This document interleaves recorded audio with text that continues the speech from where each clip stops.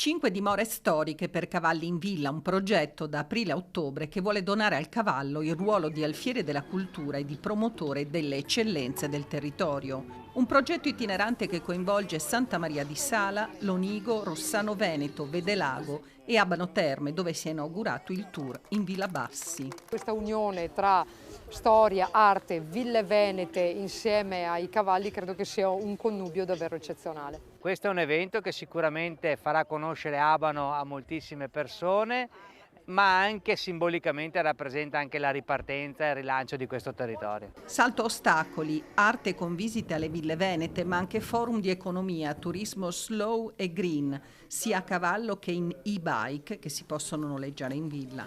Tappe enogastronomiche e culturali, sfilate d'auto d'epoca e anche un villaggio con i pony aperto a bambini e famiglie. È un'iniziativa che vuole portare il cavallo fuori dagli steccati, cioè vuole portare il cavallo, vuole rivolgerlo alla collettività, perché il cavallo molte volte viene solo associato al salto ostacoli, a una disciplina olimpica di vertice.